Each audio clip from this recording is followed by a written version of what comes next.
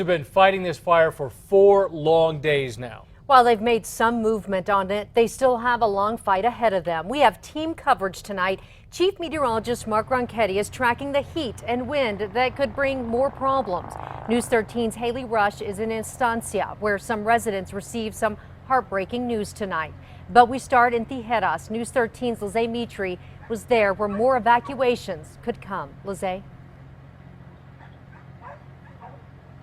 Jessica, you might be able to hear behind me. They've got dogs and chickens and cats over here, shelter for those smaller animals.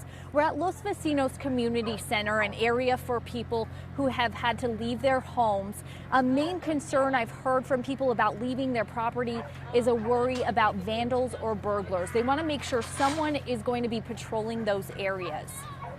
It's just sad. It's bad enough and it's very emotional to leave your home and your belongings behind, and most of the stuff can be replaced, but it's just kind of insult to injury. So we wanted to make sure people understood that that's probably people's resistance to leaving, is that there's no protection. More than 100 people packed the gym at Roosevelt Middle School here this afternoon to get updated information on the fire. Extra chairs had to be set out just to make room for everyone, and they projected a map showing the fire coverage onto the gym wall so that everyone could get a good look. A main message: preparing for a possible wind shift this weekend that may take the fire northwest in an area that's so far been unaffected. One homeowner in that area says she's got a travel trailer ready to go if that is the case. I can hitch up the trailer, I can throw everything in the truck, I can take the dogs and go if I have to.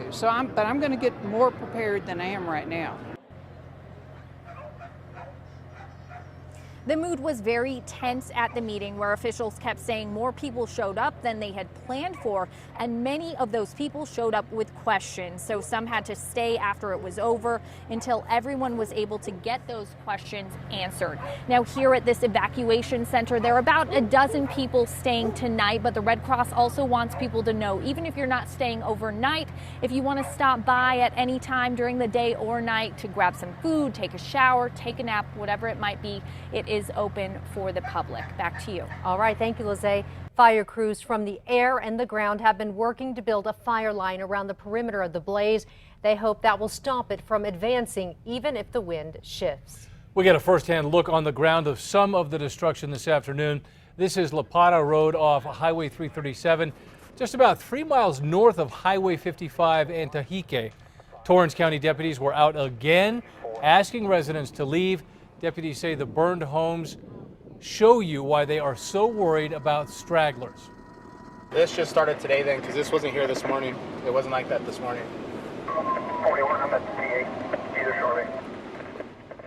Our cameras also caught fire crews in the air dropping retardant.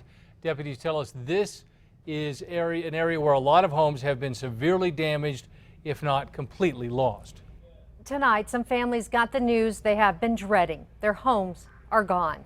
News 13's Haley Rush is live in Estancia, where another community meeting was held today. Haley? Jessica, it was an emotional night here. Some people in tears as they found out the fire destroyed their home. Some neighbors down the road got burned out, so it can happen to me too. Hundreds of displaced Torrance County residents gathered in a room to get answers.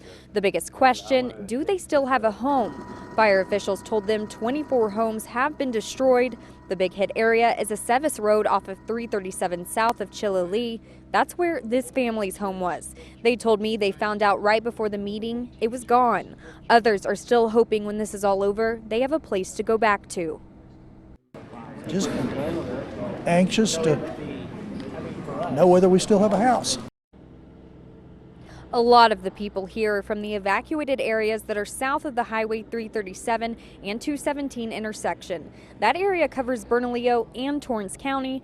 Fire officials told residents they still needed to assess the area where structures were lost, and that number could unfortunately go up. Now, obviously, an emotional night here tonight.